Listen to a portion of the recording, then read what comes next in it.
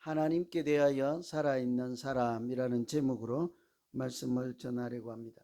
제가 요즘 겨울이잖아요, 그죠? 한국에서 오신 분께 말씀을 들으니까 아주 춥대요. 여기는 초가을 정도 된다고 합니다. 오늘 아침 일부 예배 때 오신 분인데 매우 춥대요. 그래서 그런지 지나다니다가 보면 우리 집 앞에도 그렇고 나무들이 겨울이라 가지가 앙상하잖아요. 그래서 보면 참 저 나무들이 다 모두 다 한결같이 줄기만 이렇게 가지만 앙상한 것을 볼 때 새로운 또 마음이 자꾸 드는 것을 보았습니다. 꽃도 보이지도 않고 아름다움은 어디 갔는지 전혀 찾아볼 수 없는 그런 모습들을 볼 때, 그럼에도 불구하고 그 나무에게 아무도 왜 제가 저러고 있지, 꽃은 어디 가고 잎은 왜 무성하지 않지 하고 탓하거나 이상하게 여기지 않지요. 왠고하면 지금은 잎이 자라고 꽃이 필 때가 아닌 겨울인 것을 우리가 다 알기 때문이죠. 그런데 만일 여름인데도 그 나무에 꽃도 피지 않고 잎도 무성하지 않으면 죽은 나무라 하고 우리가 그 나무를 베어다가 버리든지 땔감으로 쓰지 않겠습니까? 나무 얘기를 하는 것은 우리 믿음 생활이 흡사 그렇다는 거죠. 우리 믿음 생활도 나무가 자라고 꽃이 피고 열매를 맺는 것처럼 우리도 가만히 믿음 생활이라는 것이, 믿음이라고 하는 것이 가만히 있는 것이 아니라 자라기도 하고 열매도 맺고 꽃도 피고 이런 변화와 성장 과정이 있는 것이 믿음이기 때문이에요. 여러분 처음 예수를 영접하고 그 은혜가 충만해서 또 성령이 충만해서 하나님과 첫사랑을 나눌 때는 감격하고 눈물이 글썽거리고 기도만 해도 마음이 얼마나 간절하고 절실했습니까? 그런데 그 첫사랑은 뭐 얼마나 가든가요? 며칠 가지 않을걸요, 그죠? 사람들끼리 첫사랑을 누구나 경험하게 되지만 그때 그 사랑도 며칠 가지 못하는 것처럼 우리 신앙생활에서 하나님과 첫사랑도 아무리 뜨거워도 그렇게 오래 가지 못하거든요. 그러면 그 상태로 가만히 있어서 아무런 변화도 없고 성장도 없고 열매도 없으면 마치 여름철인데도 앙상한 가지만 남아있는 죽은 나무처럼 우리 신앙생활이 그렇게 되고 말죠. 그래서 우리 믿음이라는 것은 꼭 우리가 한번 기억할 것은 자라고 꽃이 피고 열매가 맺는 이렇게 성장 과정 그 자체가 믿음 생활이에요. 믿음은 살아있는 거예요. 야고보서에서도 어떤 것은 죽은 믿음이라고 하지 않습니까? 그런 말은 믿음을 때로는 죽은 믿음이라고 하는 것은 반대로 살아있는 믿음도 있다는 말씀이죠.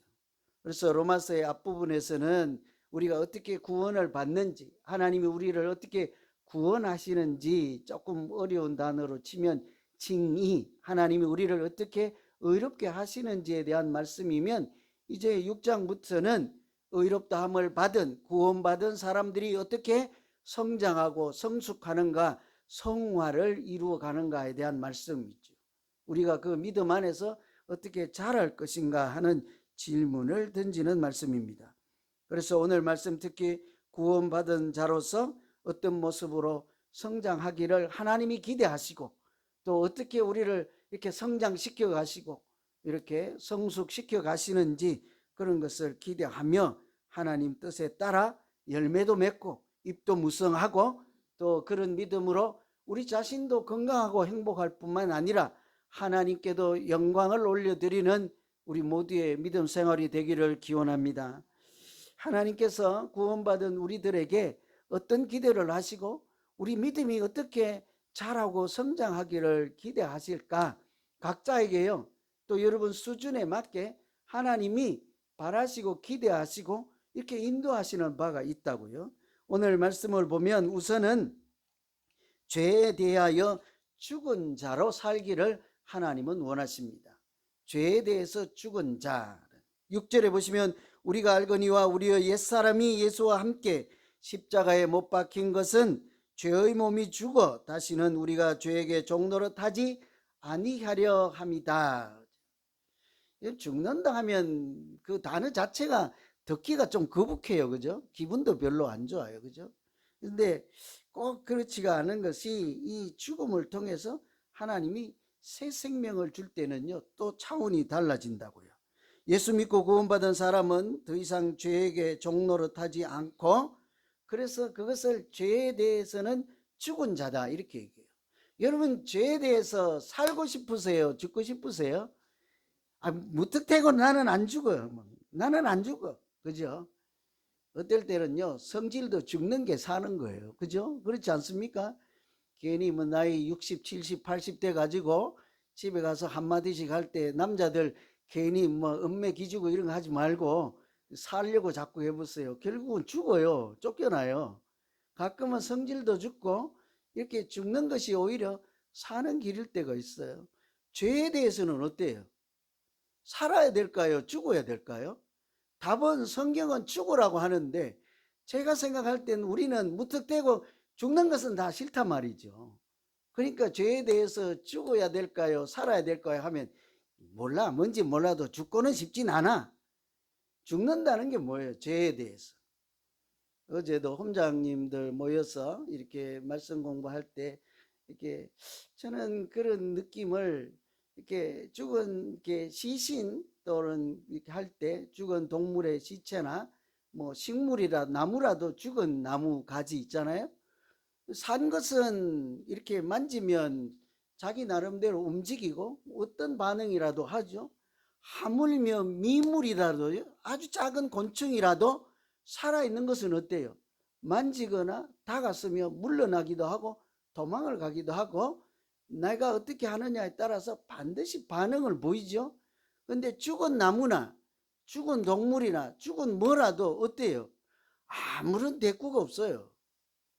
여러분, 산 사람이 무섭죠. 죽은 사람은 하나도 안 무서워요. 왜 그런지 아세요? 아무런 대꾸가 없어요.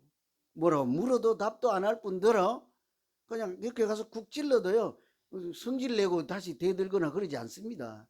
괜히 우리가 생각으로 무서워해서 그렇지. 죄에 대해서 죽는다고 하는 것은 죄가 우리에게 다가와서 유혹하려고 말을 걸어오면 무슨 소리야? 어디 가면 그렇게 달콤한 것이 있지?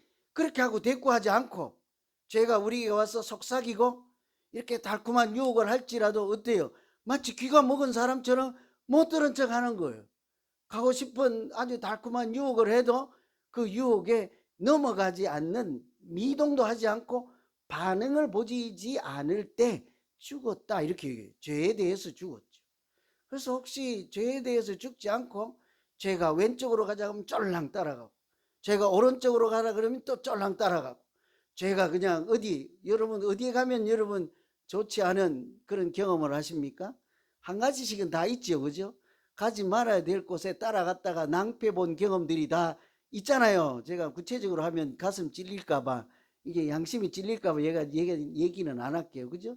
자기 나름대로 연약한 구석이 있어서 그냥 누가 가자 그러면 쫄랑 따라갔다가 갔다 오고서는 항상 후회하는 그런 유혹이 있으면 못 들은 척 하는 거예요. 그냥 모르는 척 하는 거예요. 안 들려야 돼요. 전혀 흔들림이 없는 것이 죄에 대해서 죽었다 이렇게 얘기를 하죠. 그래서 죄의 영향력 아래 있지 않다, 죄의 지배를 받지 않는다 이런 거죠. 그래서 틀림없이 여러분도 짐작하시겠지만 죄에 대해서는 움직이지 않고 영향을 안 받고 미동도 안 해서 성경의 표현으로 죽은 자가 차라리 낫다고요. 그것이 예수 믿고 구원받은 사람을 향하여 하나님이 갖고 계신 기대라고요. 죄에 대해서는 느린 게 좋아요.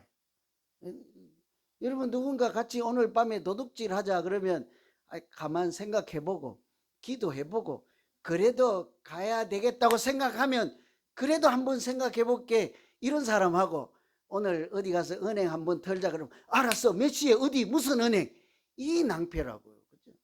제가 강도질하고 도둑질을 해서 그러니까 얼른 이해가 되지만 여기서 말하는 죄에서 죽은 자라 하는 죄는 무슨 죄이겠습니까? 살인이나 강도나 도둑질하는 죄에 대해서만 죽은 사람처럼 반응하지 말라는 게 아니거든요. 하나님으로부터 멀어지게 하는 것들, 하나님으로부터 사랑이 자꾸 식어지게 만드는 것들, 교회 가기 싫어지게 하는 것들, 성경 읽기 싫어지게 만드는 것들, 기도하지 말라고 유혹하는 것들, 그냥 그런 것들이 있을 때 반응하지 않는 그런 것들이 다 하나님 앞에서 벗어나는 것, 하나님과 반대로 가게 만드는 것, 이런 것을 다 하나님 입장에서 죄라고 하지 않습니까? 그냥 성경에서는 꼭 우리가 사회적으로 법을 위반하거나 그러니까 흉악범들을 죄라고 하지 않고 어때요? 하나님으로부터 떨어져 나가는 것, 분리되는 것, 하나님 대적하는 것, 싫어하는 것, 모든 것이 하나님 입장에서 성경에서 말하는 죄이지요. 그래서 그런 것들을 만나면요, 이렇게 반응하지 않는 것이 좋습니다. 여러분 어떠세요? 요즘 그런 하나님으로부터 자꾸 멀어지게 만드는 것들, 그것이 무엇이든지 간에 옆 사람이 하든지 다른 권사님, 집사님이든지 다른 교인들이 그런 유혹을 하면 얼렁얼렁 반응하시고 거기 합류하십니까? 아니면 아직 굳건하게 뿌리 깊은 나무처럼 뿌리 깊은 믿음이 있어서 흔들리지 않고 하나님 바라보는 그 시선을 놓치지 않고 잘 살아가고 계십니까? 올 한 해 저는 어떤 사람이 어떤 미혹을 할지라도 믿음이 있어서 흔들리지 않고 오직 하나님께 표대를 고정시키고 나아가서 진리의 길, 생명의 길로 이렇게 흔들림 없이 가는 우리 모두의 믿음 생활이 되기를 간절히 기원합니다. 그런데도 우리가 연약해서 아멘 하고 나서도 보면 자꾸 자기 사람이라는 게 하고 싶은 대로 하는 게 이렇게 습성이잖아요. 그죠? 욕망이잖아요. 그 육체적인 욕구이잖아요. 어제도 저도 이제 딱 봐서는 엄청 많은데 모처럼 뭐 떡국인가 눈앞에 있길래 먹다가 배 터지는 줄 알았거든요. 아니 그 아주 쉽고 간단한 것도 절제하지 못하고 중단하지 못하고 하고 싶은 대로 끝까지 해보는 거예요. 그러고는 후회하잖아요. 먹는 것이야 뭐 하루 고생하면 된다 치지만 어때요? 사람들이 다 각자가 자기 소견에 옳은 대로 하면서 살아서 요즘 이 시대에 비극적인 현상이 얼마나 많습니까? 필라델피아에 가면 마약 골목 여러분 아시죠? 처음에는 자기가 하고 싶은 대로 그냥 한 번 해봐야지 두 번 해봐야지 하다가 그럼 그냥 계속 해보자 하다가 나중엔 자기도 모르는 사이에 어떻게 되어 있어요? 하나님의 형상이라는 것은 다 사라지고 사람 같지도 않은 그냥 이름만 사람이지 짐승하고 다를 바 없는 그런 하나님의 형상이 다 파괴된 마약에 중독이 되어서 사람 구실도 하지 못할 뿐더러 하나님께도 영광을 돌리는 것은 고사하고 하나님의 영광을 가리고 세상 사람들에게도 참 좋지 않은 그런 모양으로 그냥 숨만 쉬고 있는 사람이라고 할 수 없는 그런 것들이 왜 일어납니까? 자기 육체가 원하는 대로 막 내주는 거예요. 그냥 사람들이 유혹하는 데에 그냥 죽을 줄 모르고 막 달려가는 거죠. 합류를 해서. 꼭 마약이 아니더라도 자기가 좋아하는 것만 하려고 하는 사람들 있잖아요. 우리 오늘 제가 일부 예배 마치고 식사할 때도 봤는데 우리 아기가 먹고 싶은 거 먹고 먹고 싫다는 건 안 먹잖아요. 근데 엄마가 달라고 하는 것만 먹고 싶은 것만 자꾸 주겠냐고요. 그렇지 않거든요. 컵도 입에 뜯어서 넣고 먹고 싶거든. 무엇도 모르니까 그 컵을 뜯어서 아기 입에 넣어주는 엄마를 난 보지를 못해. 그렇지 않다고. 사람이 하고 싶은 것만 하면서 먹고 싶은 것만 먹으면서 사는 것이 아니라 어때요? 내 몸을 건강하게 만드는 것을 먹고 내 영혼이 살찌고 솟음게 하는 것들을 내가 섭취하면서 살지 않습니까? 그런데도 그렇게 하지 않고 어른이 되었음에도 불구하고 그냥 자기 욕망이 이끄는 대로 그냥 하고 싶은 것만 추구하면서 사는 사람들이 있지요. 그런 사람들은 어떻게 합니까? 하나님이 그런 사람들을 향해서 특별히 뭐라고 말씀하세요? 창세기 보면 선을 행하지 아니하면 죄가 문에 엎드려 있느니라. 죄가 너를 원하니 너는 죄를 다스릴지니라. 죄 앞에 항복하지 말고 오히려 죄를 다스리라 하잖아요. 이게 이제 가인과 아벨 그 두 형제가 있을 때 가인이 하나님께서 그 예배를 받아주지 않아서 분노를 하고 마음이 그냥 상실한 마음, 상한 마음으로 울그락불그락 해갖고 동생을 미워하고 죽일까 말까 이럴 때 하나님이 어떻게 해요? 죄가 네 문 앞에 있다. 죄가 너를 집어삼키려고 문 밖에 나오기만 하면 덮치려고 엎드리고 탁 엎드리는 게 뭔지 아세요, 여러분? 강아지 키워보시면 그냥 쫄랑쫄랑 할 때는 좋아서 따라다니는 거고, 공격을 할 때는 어때요? 바짝 낮춰서 딱 이렇게 자세를 잡고 엎드려 있잖아요. 죄가 우리 문 앞에 와서 우리를 공격하기 위해서 공격 포즈를 딱 취하고 이렇게 있는데, 하나님이 우리에게 뭐래요? 그 죄에 넘어가지 말고 오히려 너는 죄를 다스리라. 하나님이 우리에게 말씀만 하시겠습니까? 우리가 얼마든지 하나님이 주신 십자가의 능력으로, 하나님이 주시는 말씀의 능력으로, 하나님이 주시는 사랑의 은혜로 그 죄를 이기고도 남을 만한 능력을 주시는 줄로 믿습니다. 그래서 이 가인이 자기 아벨 동생을 죽이기 전에 이미 안색이 달라졌을 때 하신 말씀이에요. 이미 안색이 이렇게 변해서 미움이 이렇게 가득고 분노가 찰 때 하나님이 뭐래요? 죄가 네 앞에 있다. 여러분, 우리가 마음이요 편하지 않고 분노가 막 치솟아 오를 때 그 다음에 뭐가 기대하고 있죠? 기다리고 있죠? 더 큰 죄가 이게 다가오고 있다고. 그래, 네가 이렇게 화가 그렇게 열이 났지? 그래, 조금만 해봐. 입이 한번 거칠어져 봐. 막 쌍욕이 나와봐. 그러면 또 그 다음에 뭐가 기다립니까? 주먹을 한번 써봐. 주먹을 쓰면 뭐예요? 그거 갖고 되겠니? 한번 해봐. 이렇게 죄가 자꾸 점점 더 사람을 유혹할 때 죄를 짓기도 전에 하나님 뭐래요? 스탑하지 말고 뭐래요? 죄를 다스리라 하잖아요. 하나님은 우리에게 은혜를 주시고 우리가 어떻게 구원받았는지를 로마서 1장에서부터 5장까지 구구절절 말씀하시면서 너는 이제 죄의 종이 아니라 은혜의 종이므로 죄를 오히려 다스리며 능력이든 능력이 있는 믿음 생활을 하라, 그렇게 말씀하실 뿐만 아니라 그런 길로 우리를 도우시고 인도해 가실 줄로 믿습니다. 그렇게 하면 다윗을 여러분 잘 아시잖아요. 다윗이 자기를 죽이려고 하는 사울 왕을 이렇게 피해서 도망을 다니다가 어떤 경우에는 오히려 다윗이 잠자고 있는 사울 왕 가까이 가서 창 들고 종까지 데리고 가서 얼마든지 죽일 수 있음에도 불구하고 그냥 죽이지 않고 어때요? 옷자락만 하나 잘라서 오잖아요. 자기를 죽이려고 하는 사람을 얼마든지 자기 능력으로 죽일 수 있음에도 불구하고 죄를 범할 수, 살인이라고 하는 죄를 범할 수 있음에도 불구하고 어때요? 그 죄의 유혹에, 죽이고 싶은 유혹에 넘어가지 않잖아요. 왜 그래요? 하나님의 말씀이 기억나는 거예요. 하나님이 원수 갚는 것은 하나님께 달려 있으니 하나님이 기름 부은 받은 자를 그렇게 내 손으로 해서는 안 된다 하는 하나님의 말씀이 작용하니까 어때요? 얼마든지 죽일 수 있음에도 불구하고 죄의 유혹을 잡는 것이 아니고 하나님 말씀에 따라가서 할 때 죄를 이기고 다스리고 당당하게 오히려 어때요? 하나님이 기뻐하시고 하나님 마음에 합한 자라는 별명까지 얻게 된 줄로 믿습니다. 헨리 나우엔이라는 사람이 죽음은 가장 큰 선물이다 이 책을 썼어요. 책 제목이 좀 잘못되지 않았습니까? 죽음이 어떻게 선물이에요? 죽음을 내가 너에게 선물로 줄게 하면 받으시겠어요? 다 싫지.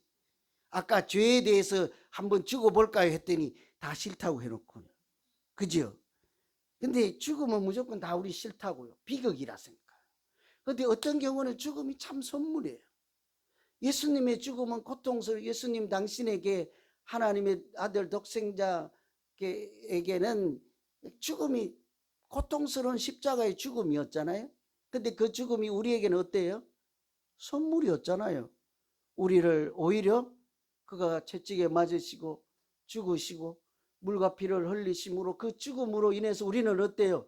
나음을 받고 평화를 얻고 구원의 은총을 누리게 되지 않습니까? 남의 죽음이니까 뭐 아멘도 나오겠지만, 그죠? 내가 죽는다 하면 어때요? 내가 선물이 될까요?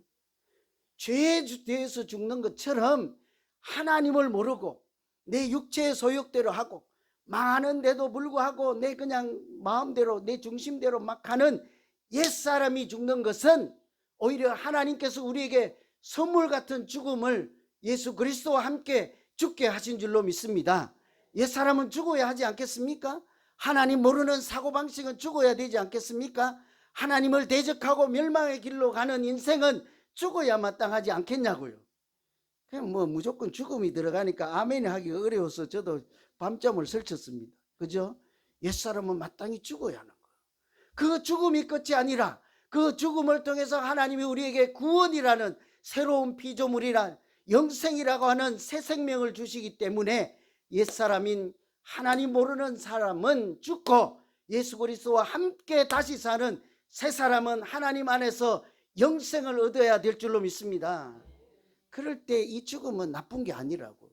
이 헨리 나우엔처럼 선물이죠. 올 한해 우리가 믿음 생활할 때 죄에 대해서는 철저하게 죽고 오히려 죄의 유혹을 이겨서 그 죄를 다스릴 뿐만 아니라 오히려 선을 행하고 하나님이 기뻐하시는 믿음 생활로 하나님께도 영광이 될 뿐만 아니라 그런 우리 자신이 행복하고 또 즐거운 믿음 생활하는 우리 모두 되기를 간절히 기원합니다.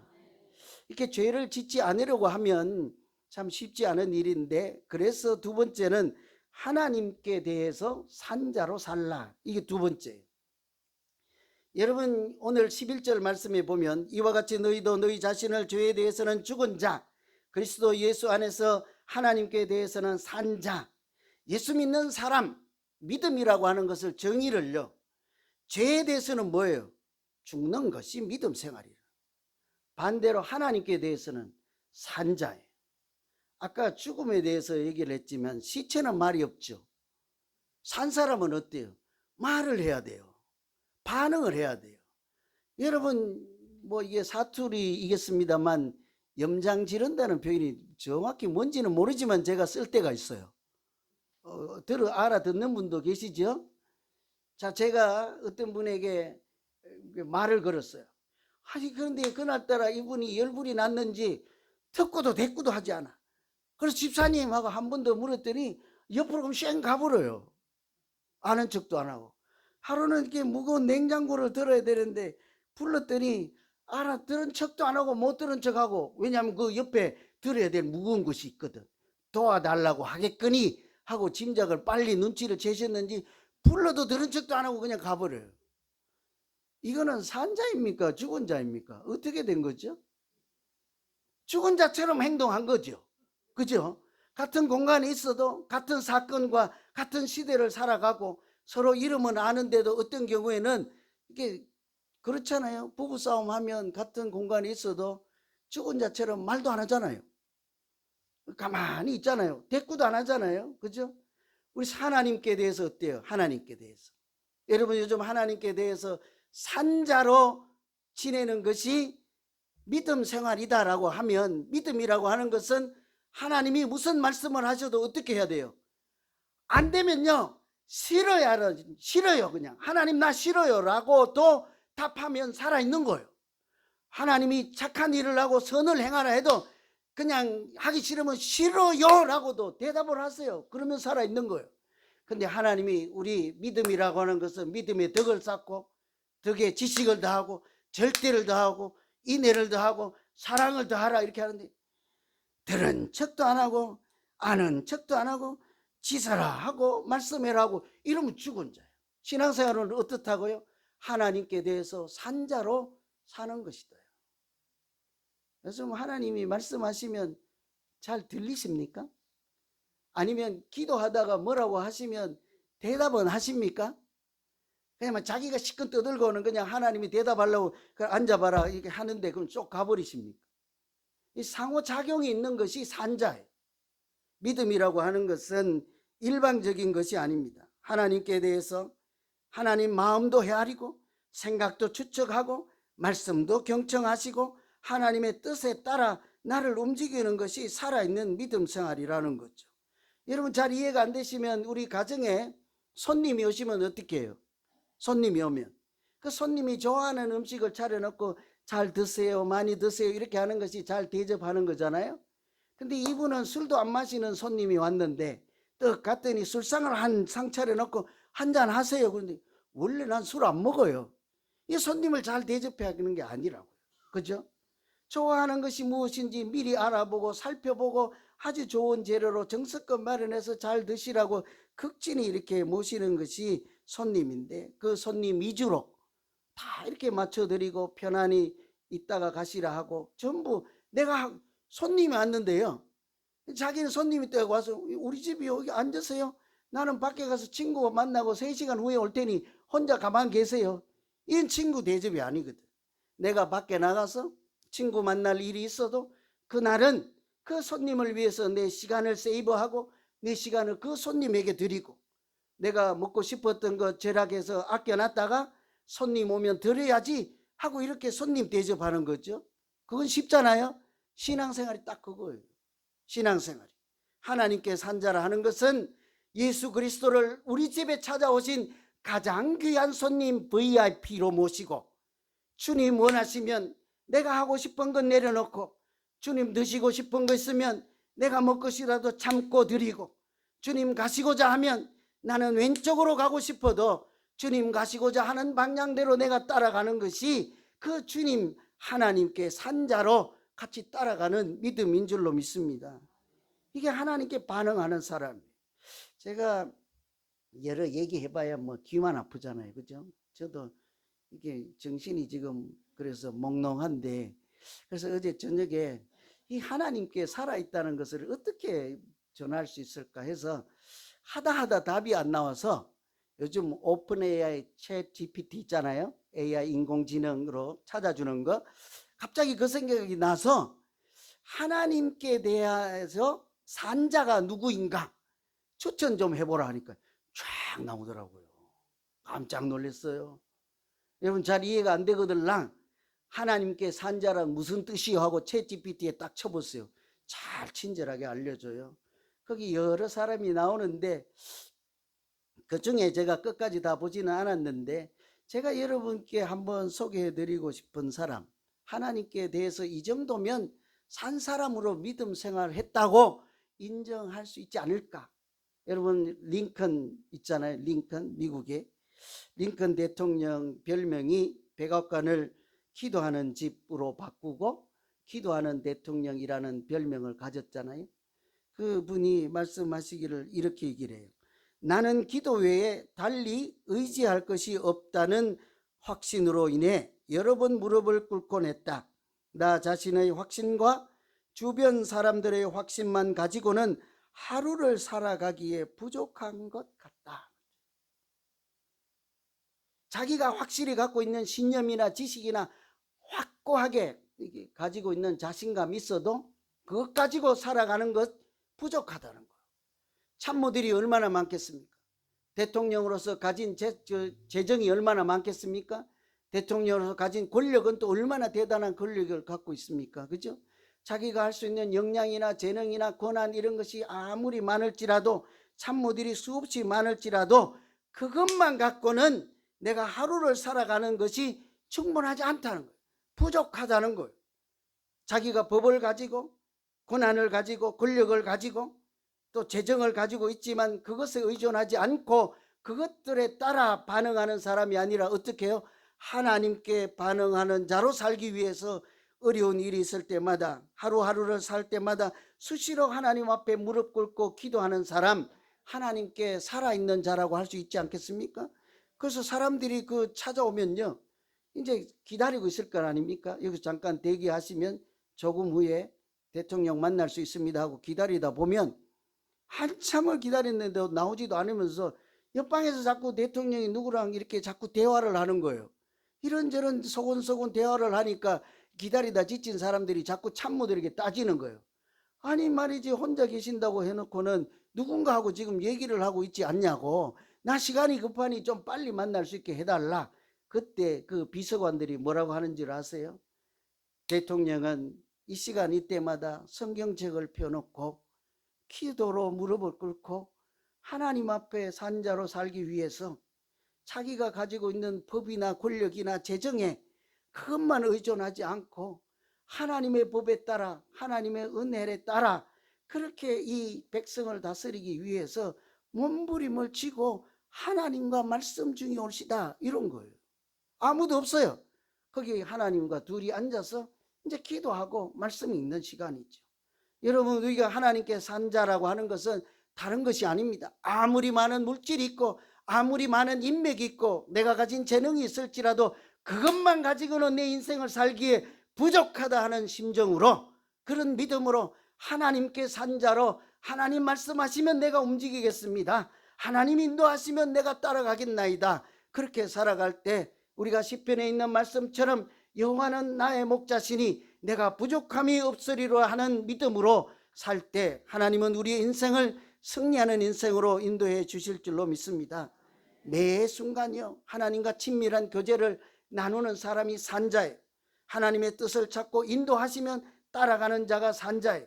하나님이 명령하고 말씀하시면 그 말씀 붙잡고 나아가는 사람이 하나님께 산자이지 않겠습니까?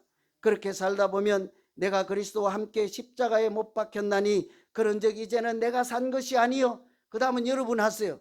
그런즉 이제는 내가 산 것이 아니요 오직 내 안에 그리스도께서 사신 것이라, 이런 고백으로 하나님 앞에서 반응하고 세밀하게 긴밀하게 움직이고 세미한 음성도 놓치지 않고 죄에 대해서는 죽은 자로 살아갈 때 우리 믿음이 하나님께 영광이 될 뿐만 아니라 우리 자신도 건강하고 행복한 신앙생활이 되기를 간절히 기원합니다.